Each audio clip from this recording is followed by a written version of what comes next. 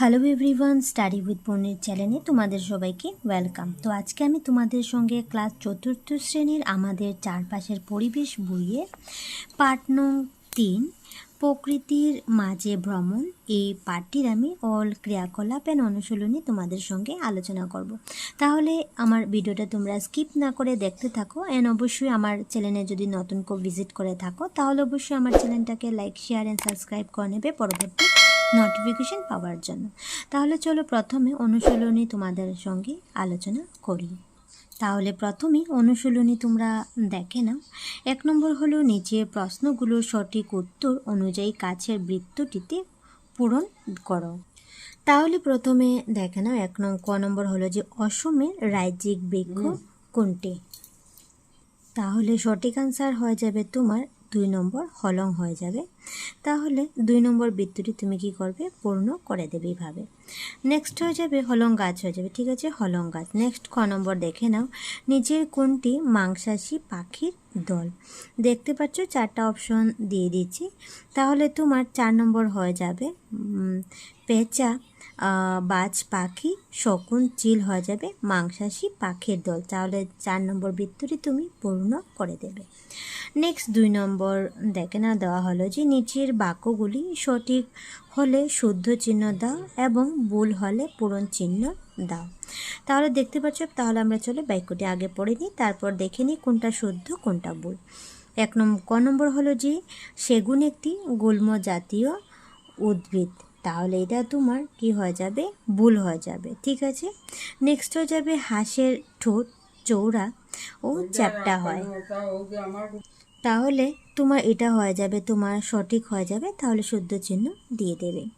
গ হবে চখাচকি একটি ডানাযুক্ত পতঙ্গ। তাহলে এটাও তোমার শুদ্ধ হয়ে যাবে। নেক্সট ঘ নম্বর দেখে নাও যে তৃণভোজীরা সাধারণত দলবদ্ধভাবে থাকে। তাহলে এটাও তোমার শুদ্ধ হয়ে যাবে। তারপর নেক্সট দেখে নাও নম্বর হলো যে দূরের জিনিসকে বড় করে দেখার জন্য দূরবীন ব্যবহার করা হয়। তাহলে এটাও তোমার শুদ্ধ হয়ে যাবে। তাহলে তোমরা এভাবে শুদ্ধ চিহ্ন দিয়ে দেবে, ঠিক আছে। আর 1 নম্বরটা ভুল হয়ে যাবে। তারপর নেক্সট দেখে নাও 3 নম্বর হলো শূন্যস্থান পূরণ করো। ক হবে বিশ্বের ক্ষুদ্রতম পাখির নাম ড্যাশ। তাহলে তুমি এখানে লিখবে হামিং বার্ড লিখে নেবে, ঠিক আছে, পৃথিবীর বিশ্বের ক্ষুদ্রতম পাখি। নেক্সট হয়ে যাবে খ নম্বর যে কীট পতঙ্গের ড্যাশ পা থাকে। তাহলে এখানে লিখবে তুমি 6 লিখে নেবে, ঠিক আছে, কীট পতঙ্গের 6 পা থাকে। 6টি লিখতে পারো, ঠিক আছে, 6টি পা থাকে। তারপর নেক্সট গ নম্বর হবে ড্যাশ অসমের রাজ্যিক প্রাণী। তাহলে তুমি এখানে লিখে নেবে গন্ডার হয়ে যাবে, গন্ডার অসমের রাজ্যিক প্রাণী। নেক্সট হয়ে যাবে ঘ ধনেশ পাখি ড্যাশ গাছের মধ্যে বাসা বাঁধে। তাহলে তুমি এখানে লিখবে উঁচু বড় গাছের মধ্যে বাসা বাঁধে। তারপর নেক্সট 4 নম্বর দেখে নাও যে সংক্ষিপ্ত উত্তর লেখো। ক হবে চহলা বিল কোথায় অবস্থিত। তাহলে তুমি লিখবে এখান থেকে যে চহলা বিল হয়ে যাবে কাজিরাঙ্গায় অবস্থিত। নেক্সট হয়ে যাবে 2টি পরিযায়ী পাখির নাম লেখো। তাহলে লিখবে হাঁস, পেলিকান হয়ে যাবে, ঠিক আছে, পরিযায়ী পাখি। গ নম্বর হবে কাজিরাঙ্গায় পর্যটকদের বেড়াবার জন্য কি কি পরিবহন ব্যবস্থা আছে। তাহলে তুমি লিখবে জিপ সাফারি এবং হাতি সাফারির ব্যবস্থা আছে। ঘ নম্বর হবে জাবর কাটে এমন একটি প্রাণীর নাম লেখো। তাহলে হয়ে যাবে মহিষ হয়ে যাবে। তারপর নেক্সট দেখে নাও 5 নম্বরে দেওয়া হলো যে ক হবে যে মজবুত পায়ের থাবা থাকায় মাংসাশী প্রাণীরা কি সুবিধা পায়। তাহলে আনসার লিখবে মজবুত পায়ের থাবা থাকায় মাংসাশী প্রাণীরা তাদের শিকারকে দৃঢ়ভাবে ধরে রাখতে পারে। খ নম্বর হবে পরিযায়ী পাখি কেন অসমে আসে। তাহলে খুবই ইম্পর্টেন্ট কোয়েশ্চেন, যেটা তোমরা ভালোটিকে শিখে নেবে। পরিযায়ী পাখিরা হাজার হাজার কিলোমিটার পথ পাড়ি দিয়ে অসমে আসে। কোনো পরিযায়ী পাখি চরম ঠান্ডা বা তীব্র তাপ থেকে বাঁচতে অসমে আসে। কোনো পাখি খাবারের সন্ধানে এবং অন্যরা প্রজননের জন্য এখানে আসে। কিছুদিন অসমে থাকার পর তারা আবার তাদের নিজ নিজ জায়গায় ফিরে যায়। নেক্সট খ নম্বর দেখে নাও যে চহলা বিলে পর্যটকদের পশু ও পাখিদের খাবার খাওয়ানো কেন নিষিদ্ধ। তাহলে তুমি আনসার লিখবে যে চহলা বিলে পর্যটকদের পশু ও পাখিদের খাবার খাওয়ানো নিষিদ্ধ, কেননা বাইরের খাবার খেলে পশু ও পাখিরা অসুস্থ হয়ে যেতে পারে। ঘ নম্বর হবে কেন পাখি ও অন্যান্য প্রাণীদের খাঁচায় বন্দি করে রাখা উচিত নয়। পাখি ও অন্যান্য প্রাণীদের খাঁচায় বন্দি করে রাখা উচিত নয়, কারণ তা তাদের স্বাভাবিক চলাফেরার বাধা দান করে। শারীরিক ও মানসিক স্বাস্থ্যের জন্য বন্দি অবস্থায় অত্যন্ত ক্ষতিকর। বন্দি অবস্থায় তাদের স্বাভাবিক আচরণ, খাদ্যাভ্যাস, সঙ্গীহীনতা তাদের শারীরিক ও মানসিক ক্ষতি সাধন করে। ঠিক আছে, নেক্সট দেখে নাও। নম্বর হবে একজন গাইড কিভাবে পর্যটকদের সাহায্য করে। আনসার লিখবে একজন গাইড পর্যটকদের বন ভ্রমণ আনন্দদায়ক ও নিরাপদ করতে নানাভাবে সাহায্য করে। গাইডরা নানাভাবে পর্যটকদের সাহায্য করে থাকে। নির্দেশিত পথ ব্যবহারের কথা তারা বলেন। বন্যপ্রাণী থেকে দূরত্ব বজায় রাখার কথা বলেন। বন্যপ্রাণীদের খাবার দিতে গাইডরা বারণ করেন। গাইড পর্যটকদের জঙ্গলের উঁচু গলায় কথা বলতে বারণ করেন। বনে নিষিদ্ধ এলাকায় না যাওয়ার জন্য সতর্ক করেন। এভাবে পর্যটক এবং বন্য পশু পক্ষীদের গাইডরা নিরাপত্তা নিশ্চিন্ত করেন। তারপর নেক্সট 6 নম্বর দেখে নাও যে রেখা টেনে ক অংশের সঙ্গে খ অংশ মেলাও। তাহলে দেখতে পাচ্ছ বিভাগ ক এবং বিভাগ খ দেওয়া আছে, তুমি বিভাগ কর সঙ্গে বিভাগ খ মেলাবে। প্রথম দেখে নাও রাজহাঁস দিয়ে দিচ্ছে, তাহলে রাজহাঁস হয়ে যাবে তোমার একটি পরিযায়ী পাখি হয়ে যাবে। তারপর নেক্সট দেওয়া হলো যে উলুখাগড়া হয়ে যাবে তোমার একটি উদ্ভিদ হয়ে যাবে। তারপর নেক্সট হয়ে যাবে ভোঁদর হয়ে যাবে তোমার একটি প্রাণী হয়ে যাবে। নেক্সট হয়ে যাবে মৌমাছি হয়ে যাবে একটি কীটপতঙ্গ। তো তাহলে এইভাবে তোমরা কিন্তু এভাবে মিলিয়ে নেবে। 7 নম্বর দেখে নাও পার্থক্য লিখো। তৃণভোজী এবং মাংসাশী প্রাণীর মধ্যে তুমি কি করবে, পার্থক্য লিখবে। তাহলে তুমি পার্থক্যটা এভাবে লিখতে পারো যে তৃণভোজীরা কেবল উদ্ভিদজাত খাদ্য খায়, অন্যদিকে মাংসাশী প্রাণীরা শুধুমাত্র অন্যান্য প্রাণীর মাংস খেয়ে বেঁচে থাকে। তৃণভোজী প্রাণীদের দাঁত চওড়া এবং সমতল হয়, অন্যদিকে মাংসাশী প্রাণীদের পায়ের থাবা শক্তিশালী, দাঁত ধারালো এবং নখ তীক্ষ্ণ হয়। গন্ডার, হরিণ, গরু, মহিষ, খরগোশ, হাতি ইত্যাদি তৃণভোজী প্রাণী এবং বাঘ, সিংহ, বনবিড়াল ইত্যাদি মাংসাশী প্রাণী। ঠিক আছে, এভাবে তোমরা কিন্তু পার্থক্যটা লিখে নেবে। নেক্সট দেখে নেওয়া দেওয়া হলো যে 8 নম্বর হলো শব্দছকের মধ্যে পাখিদের নাম চিহ্নিত করো এবং বৃত্ত করো। তাহলে দেখতে পাচ্ছ প্রথম তোমাদেরকে কিন্তু শকুন দিয়ে দিচ্ছি। তারপর নেক্সট দেখতে পাচ্ছ এখানে তুমি সার্কেল করবে, কাক হয়ে যাবে। ঠিক আছে, তারপর নেক্সট কিন্তু পেঁচা হয়ে যাবে, পেঁচা তোমরা লিখতে পারো। তারপর নেক্সট হয়ে যাবে কাকাতুয়াকে তুমি সার্কেল করে দেবে।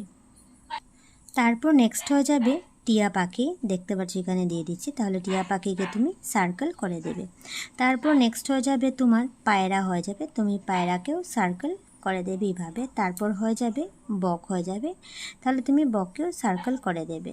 ঠিক আছে, তাহলে অনুশীলনের প্রশ্নোত্তর এখানে শেষ। এখন আমি ক্রিয়াকলাপের কোশ্চেন আনসার তোমাদেরকে দেবো, তাহলে তোমরা দেখতে থাকো।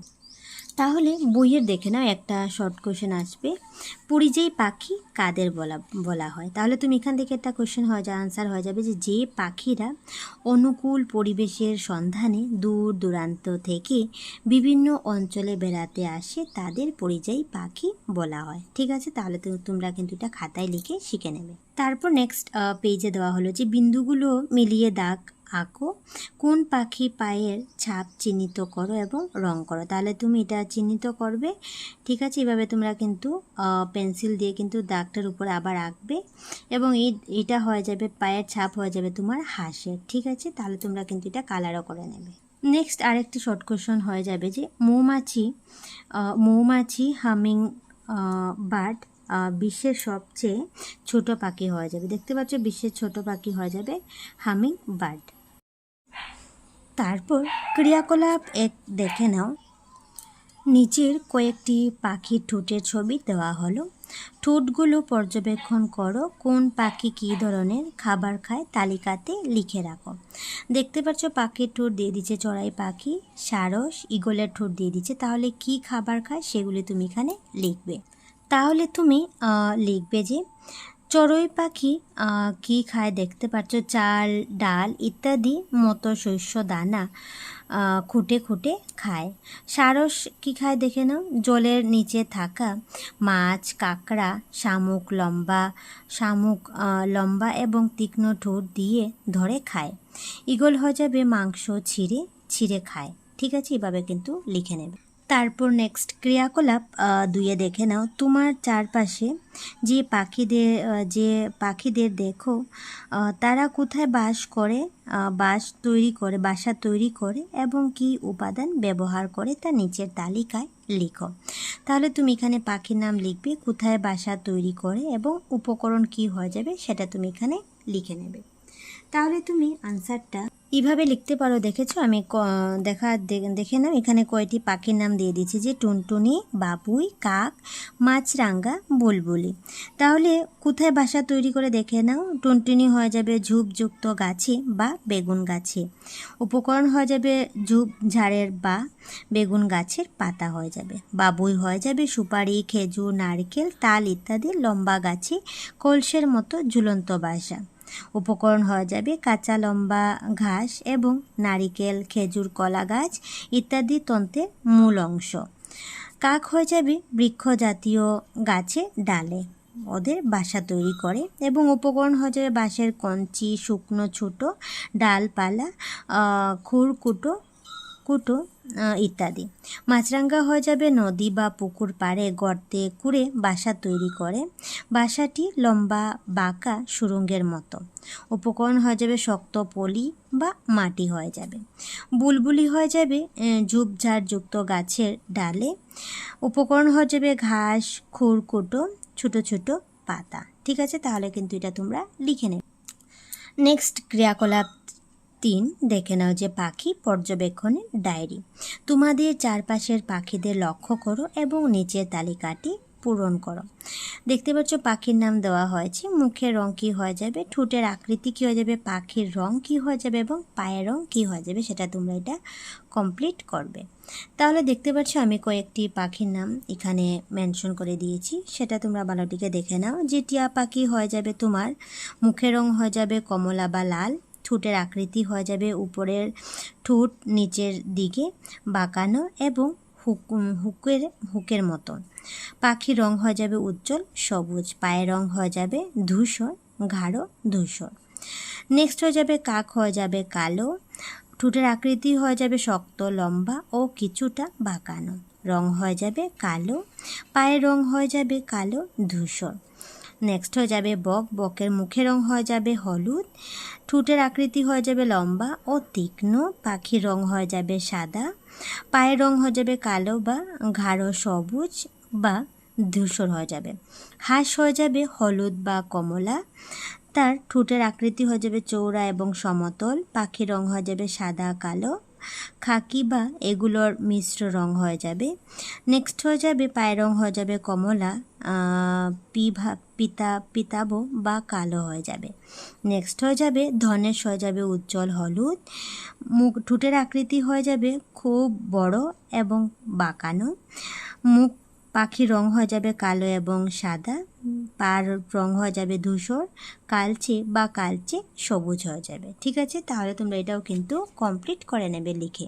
তারপর এখান থেকে একটা শর্ট কোয়েশ্চেন আসতে পারে, যে অসমের রাজ্যিক পশু কী হয়ে যাবে। তাহলে তোমরা এখানে লিখবে গন্ডার হলো অসমের রাজ্যিক পশু। এটা তোমরা দাগিয়ে রাখো। তারপর নেক্সট ক্রিয়াকলাপ 4 দেখে নাও। তুমি যে প্রাণী পাখিদের দেখেছো তাদের নাম এবং তাদের শারীরিক বৈশিষ্ট্য দিয়ে নিচে তালিকাটি পূরণ করো। ক্রমিক নং দিয়ে দিচ্ছে। পাখির নাম ঠিক আছে, তাহলে শারীরিক বৈশিষ্ট্য, তাহলে দুইটা তোমাদেরকে অলরেডি করিয়ে দিয়েছি, বানর এবং হাঁস দিয়ে দিচ্ছি। যে বানর হয়ে যাবে শারীরিক বৈশিষ্ট্য হয়ে যাবে দেহ লোমশ, মুখ গোলাকার, দুটি ছোট কান এবং একটি লম্বা লেজ রয়েছে।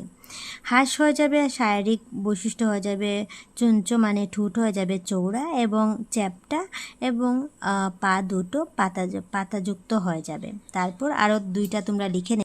তাহলে 3 নম্বরে তুমি হাঁস দিয়ে লিখতে পারো যে বিশাল শরীর, লম্বা সুর, স্তম্ভের মতো পা, বড় কান ও গজ দন্ত বা লম্বা দাঁত, ত্বক খসখসে, দেহের তুলনায় ছোট লেজ রয়েছে। টিয়া পাখি দিয়ে তোমরা লিখবে যে শরীর বাঁকা, ঠোঁট পুরু এবং উপরের ঠোঁটের অগ্রভাগ সামান্য বাঁকানো, পায়ের চারটি আঙ্গুলের মধ্যে দুটি সামনের দিকে এবং দুটি পিছনের দিকে থাকে, ঠোঁট খুব শক্ত হয়ে যাবে। তোমরা যদি চাও টিয়া পাখি না লিখে কাক দিয়ে তোমরা লিখতে পারো যে দেহ সাধারণত চকচকে কালো পালকে ঢাকা থাকে, ঠোঁট বা পা শক্ত কালো রঙে, ঠোঁট শক্ত, সোজা ও সামনের দিকে সামান্য বেঁকানো। ঠিক আছে, তাহলে তোমরা এটাও লিখতে পারো।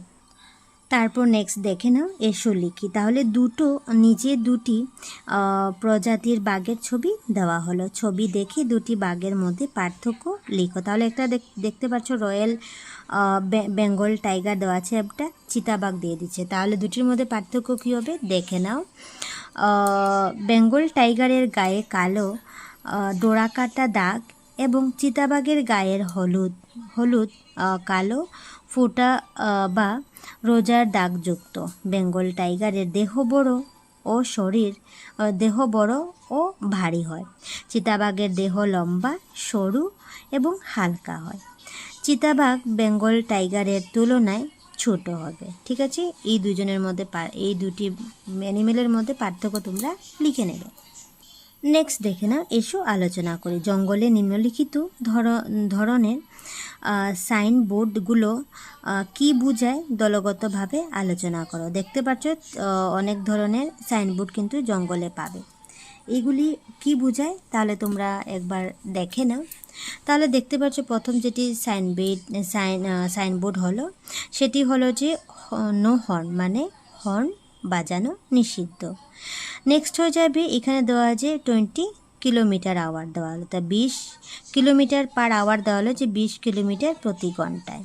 তারপর নেক্সট হয়ে যাবে নো লাউড টকিং, জোরে কথা বলবে না, নিষেধাজ্ঞা। ঠিক আছে, এগুলি জঙ্গলে সাইনগুলি পাবে তোমরা জঙ্গলে যদি চিড়িয়াখানায় কোনো জায়গায় যাও যদি। ঠিক আছে, তারপর নেক্সট হয়ে যাবে এই সিম্বলটা হলো ডু নট ফিড অ্যানিমালস, তাহলে প্রাণীদের খাওয়াবেন না, এখানে নিষেধাজ্ঞা করা আছে। তারপর নেক্সট হয়ে যাবে ডোন্ট ওয়েস্ট ফুড স্টক, তাহলে এখানে বলছে খাবার নষ্ট করবেন না, সতর্কীকরণ। ঠিক আছে, এখানে বুঝিয়ে দিচ্ছি, তাহলে তোমরা এটা ভালোটিকে লক্ষ্য করবে। নেক্সট দেখে নাও, এসো চিন্তা করি এবং বলি তৃণভোজী প্রাণীরা সাধারণত দলবদ্ধভাবে থাকে কেন। তাহলে তুমি আনসারটা লিখবে যে জঙ্গলে তৃণভোজী প্রাণীরা সাধারণত দলবদ্ধভাবে থাকে। হিংস্র মাংসভোজী প্রাণীদের আক্রমণ থেকে নিজেদের রক্ষা করার জন্য এরা দলবদ্ধভাবে চলাচল করে। ঠিক আছে, আনসারটা কিন্তু এভাবে লিখে নেবে। তারপর নেক্সট দেখেন এখান থেকে একটি শর্ট কোয়েশ্চন হয়ে যাবে যে খাদ্যাভ্যাসের উপর ভিত্তি করে প্রাণীদের সাধারণত তৃণভোজী, মাংসভোজী এবং সর্বভোজী 3টি ভাগে ভাগ করা যায়। ঠিক আছে, তাহলে খুবই ইম্পর্টেন্ট কোয়েশ্চেন, সেটা তোমরা কিন্তু খাতায় লিখে শিখে নেবে। নেক্সট দেখে নাও, তোমার চারপাশে দেখা তৃণভোজী ও সর্বভোগ প্রাণীদের নাম লিখো। ঠিক আছে, তাহলে তুমি লিখবে যে তৃণভোজী দিয়ে লিখবে গরু, বন্য মহিষ, খরগোশ, ভেড়া, হাতি। নেক্সট হয়ে যাবে সর্বভোগ প্রাণী হয়ে যাবে ভালুক, বন্য শুয়োর, নেকড়ে, শিয়াল। ঠিক আছে, এভাবে তোমরা কিন্তু লিখে নাও। তারপর নেক্সট দেখে নাও, এসো লিখি। নিচে ছবিগুলো দেখো এবং পতঙ্গগুলোর নাম লিখো। তাহলে প্রথম যেটা প্রত্যঙ্গ আছে সেটা হলো প্রজাপতি লিখে নেবে, তারপর হয়ে যাবে আরশোলা, নেক্সট হয়ে যাবে ফড়িং, তারপর হয়ে যাবে বলতা, ঘাস ফড়িং, তারপর হয়ে যাবে গোবর পোকা। ঠিক আছে, তাহলে কিন্তু তুমি ছবি দেখে নামগুলি লিখে নেবে। তারপর নেক্সট ক্রিয়াকলাপ 5 দেখে নাও, দেওয়া হলো যে তোমার বাড়ি বা স্কুলের কাছাকাছি একটি গাছের কাছে যাও, গাছটিকে দুই হাত জড়িয়ে তার সঙ্গে বন্ধুত্ব করো এবং পর্যবেক্ষণ করে কি বুঝতে পারলে লিখো। তাহলে দেখতে পাচ্ছ তুমি যদি গাছে 2 হাত দিয়ে সঙ্গে বন্ধুত্ব করো তাহলে কি পর্যবেক্ষণ করতে পারলে সেটা তোমরা এখানে লিখে নেবে। ছুঁয়ে তোমার কি মনে হলো, তাহলে তুমি আনসারটা এইভাবে লিখতে পারো যে ছুঁয়ে কি মনে হলো, তাহলে লিখবে গাছটিকে ছুঁয়ে আমার খুব ভালো লাগলো, মনে হলো গাছটি আমার একজন নীরব বন্ধু, সে যে সব সময় আমাদের উপকার করে। তারপর নেক্সট কোশ্চেন হলো তুমি কি কোনো আওয়াজ বা শব্দ শুনেছো, তাহলে লিখবে হ্যাঁ, গাছের কাছে গেলে আমি পাতার মর্মর ধ্বনি, পাখির ডাক, হাওয়ার সুরসুর শব্দ এবং কখনো পোকামাকড়ের ক্ষীণ আওয়াজ শুনতে পেয়েছি। কেমন গন্ধ পেয়েছো, আনসার লিখতে পারো গাছের কাছে গিয়ে আমি তাজা পাতা, মাটি ও প্রকৃতির স্নিগ্ধ গন্ধ পেয়েছি।